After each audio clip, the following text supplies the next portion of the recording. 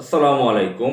সুপ্রিয় দর্শক মণ্ডলী, বাংলাদেশের মানিকগঞ্জ জেলার একজন কৃতি সন্তান জনাব জুলহাস মোল্লা, তিনি নিজ হাতে বিমান তৈরি করে আকাশে উড়েছেন। সম্প্রতি এটা আপনারা দেখেছেন, বাংলাদেশের অনেক মানুষই এ খবরটা জানেন।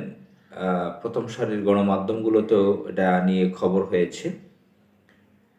মানিকগঞ্জের এই জুলহাস মোল্লা পেশায় একজন ইলেকট্রিশিয়ান। তিনি মাত্র এসএসসি পাস করেছেন একাডেমিকভাবে। তার বয়স 28। তো তার স্বপ্ন ছিল সে নিজে বিমান তৈরি করবে, সেটা দিয়ে আকাশে উঠবে। সে নিজে কখনো বিমানে চড়েনি, তো নিজে বিমান তৈরি করে আকাশে উঠবে সেই স্বপ্ন ছিল। গত 4 বছর আগে এমন একটি স্বপ্ন নিয়ে এগোতে যে হোঁচট খেয়েছিলেন। এরপর গত 1 বছর আগে শুরুই করেছেন, আবার শুরু করলেন। এক বছর সময় ধরে এটা তৈরি করলেন। অ্যালুমিনিয়াম দিয়ে এসএস বোর্ড দিয়ে তৈরি করলেন। ইঞ্জিন একটা লাগিয়েছেন পানির পাম্পের সম্ভবত, এবং একটা মিটার ব্যবহার করেছেন সেখানে।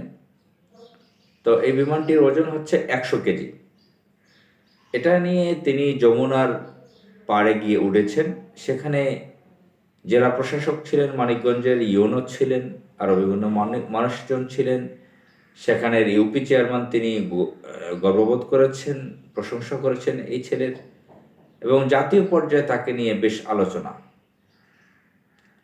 আমার কাছে এটা খুবই ইতিবাচক একটি খবর যে একজন তরুণ, একজন যুবক, সে একটা সায়েন্স গবেষণা করে, স্টাডি করে সে একটি বিমান তৈরি করেছে। এটা একটা বিজ্ঞানের কাজ। তো এটা বাংলাদেশের তরুণরা এই ব্যাপারটায় পিছিয়ে আছে, অনেকটাই পিছিয়ে আছে। আমাদের দেশে দেখা যায় আমাদের লক্ষ লক্ষ তরুণরা ক্রিকেট খেলা দেখে ঘন্টার পর ঘন্টা সময় নষ্ট করে। প্রচুর পরিমাণে নেশাগ্রস্ত তারা ক্রিকেট দেখায় টিভির স্ক্রিনে, ফোনের স্ক্রিনে,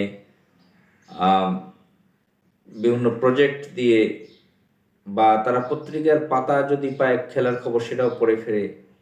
তারা সে ক্রিকেট নিয়ে এক ধরনের মাতোয়ারা, নেশাগ্রস্ত চরমভাবে। এবং তারা যারা ছাত্র রাজনীতির নামে ক্যাম্পাসে অনেকে মারামারি, কাটাকাটি, হানাহানি, সন্ত্রাসীপানা করে ছাত্র রাজনীতির নামে,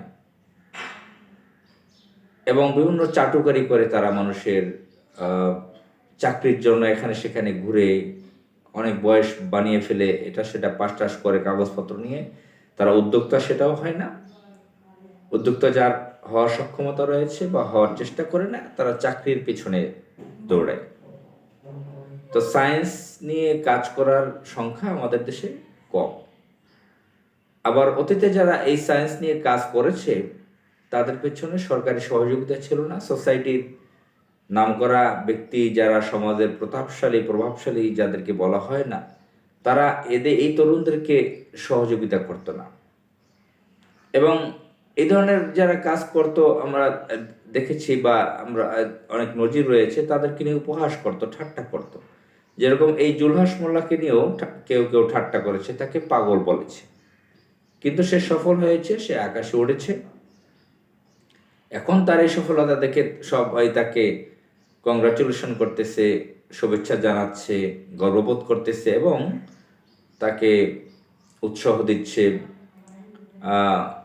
তাকে অলরেডি তার পরিবার সহ তাকে হেলিকপ্টারেও চড়িয়েছে। কিন্তু এসব দিয়ে কি এই হেলিকপ্টার উড়িয়ে, বিমানে তাকে চড়িয়ে এই সান্ত্বনা দিলে কি আমাদের জন্য কতটুকু কাজে লাগবে? এখানেই যদি শেষ করে দেয়। এখন আমাদের সরকারের, রাষ্ট্রের উচিত আমাদের দেশের বিজ্ঞান মনস্ক যারা শিক্ষার্থী আছে, তরুণরা আছে, তাদেরকে বিজ্ঞান গবেষণায় সহযোগিতা করা উচিত রাষ্ট্রের। আপনারা জেনে অবাক হবেন, অনেকে জানতেও পারেন বিষয়টা। আপনারা যারা স্পেয়ার জগতে কাজ করেছেন, বিজ্ঞান জানেন, জার্মানি সম্পর্কে জানেন, জার্মানির স্পেয়ারগুলো অনেক দামি স্পেয়ার হয়। পার্টসগুলো বিভিন্ন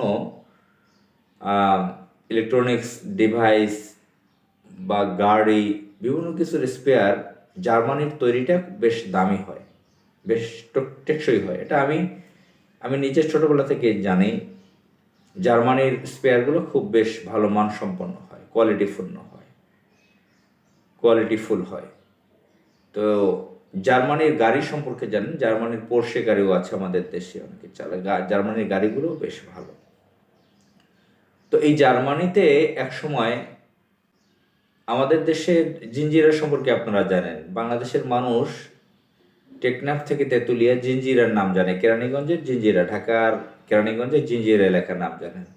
তো জিঞ্জিরা বলে হাসাহাসি করে, ঠাট্টা করে, জোকস করে, মানুষে কৌতুক করে। কোনো একটা জিনিস পণ্য দেখলে বলে এটা কি জিঞ্জিরার তৈরি।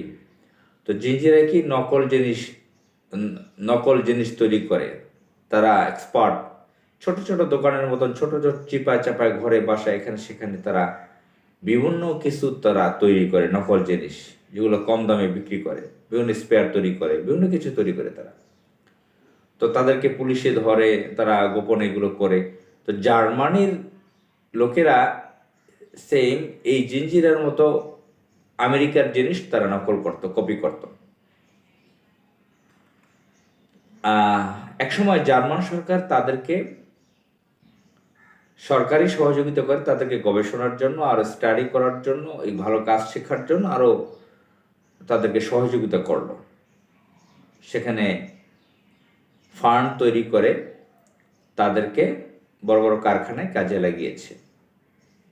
সেখানে জার্মান সেখানে সফলতা অর্জন করেছে। সেই তরুণদের, সেই লোকদের হাত থেকেই তারা ভালো কিছু তৈরি করতে সক্ষম হয়েছে। তারা একসময় আমেরিকার নকল করত, কপি করত। এখন জিঞ্জিরার যারা আছে তারা বিদেশি অনেক পণ্য নকল করে, এটা নিয়ে তাদেরকে পুলিশে হয়রানি করে, ধরে, গ্রেফতার করে, চুরি করে, গোপনে তারা করে। আমাদের দেশের সরকার যদি এদেরকে নিয়ে বড় বড় কারখানা তৈরি করে, এদেরকে বিভিন্ন কিছু তৈরি করতে দিত, সরকারি রাষ্ট্রায়ত্ত সহযোগিতা তাদের থাকতো, তাহলে আমাদের দেশ উন্নয়ন করতো, তারা আরো ভালো করতে পারত। তো সেটা না করে তাদেরকে আরো দৌড়ের উপর রেখেছে। আর আমাদের এই বিমানে ওড়া নিয়ে অনেক তরুণরা এর আগে কাজ করেছে। কে কয়জন সফল হয়েছে আমার জানা নেই সেই পরিসংখ্যান। তো অনেককে আমরা দেখেছি। তো এই জুলহাস মোল্লা বেশ নাম করেছে, সে আকাশে উঠতে পেরেছে। এর আগে কেউ উঠতে পেরেছিল কিনা আমার খেয়াল আসছে না।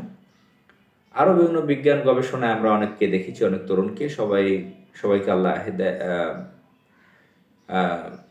নেক হায়াত দান করুক। এবং সরকারের উচিত এদের, বর্তমান অন্তর্বর্তীকালীন সরকার এবং পরবর্তীতে নির্বাচন হয়ে যে ভালো একটা সরকার যদি আসে, তাদের উচিত হবে, এবং সমাজের বড় বড় নামকরা ব্যক্তিদের উচিত হবে এদের জন্য কাজ করা, এদেরকে উৎসাহিত করা, এদেরকে সহযোগিতা করা, একাডেমিক কিছু শিক্ষা নিয়ে পড়ে না থাকা। তো আপনারা জানেন যে মুসলিম দেশগুলো অনেক পিছিয়ে আছে সায়েন্স বিজ্ঞানে, অথচ একসময় মুসলিম বিশ্বই বিজ্ঞান চর্চা করত, তারা বহু কিছু উদ্ভাবন করেছে। আজকে সব অন্য জাতির হাতে তারা কলকাঠি নাড়তেছে, মুসলমানরা বোকা সেজে যাচ্ছে সেখানে। জানেন যে ইতিহাস, মুসলমানরাই বিজ্ঞান উদ্ভাবন করেছে, অনেক কিছু আবিষ্কার করেছে, এবং পবিত্র কোরআনে অনেক কিছু দিক নির্দেশনা দেওয়া রয়েছে। তো যাই হোক, আমাদের দেশের গান বাজনা, বাজে মিউজিক, ফালতু গান টান, নাচ, এগুলোর পেছনে অনেক টাকা খরচ করে বড় বড় কোম্পানি, মাল্টিন্যাশনাল কোম্পানি, সরকার। ক্রীড়া, এই খেলার নামে যে জুয়াগুলো হয় সেখানে, এগুলো না করে এই ধরনের আবিষ্কার, সায়েন্স রিলেটেড, বিজ্ঞান বিষয়ক কাজগুলো করার জন্য সহযোগিতা তাদের করা দরকার। জুলহাস মিয়াকে আল্লাহ তাআলা নেক হায়াত দান করুক। এবং আমরা চাই রাষ্ট্র এই ধরনের লক্ষ লক্ষ জুলহাস মোল্লাকে সহযোগিতা করুক, তাদেরকে পৃষ্ঠপোষকতা দিয়ে বড় বড় কারখানা গড়ে তুলুক, বিভিন্ন কিছু উদ্ভাবন করুক, দেশ এগিয়ে নিয়ে যাক। আসসালামু আলাইকুম।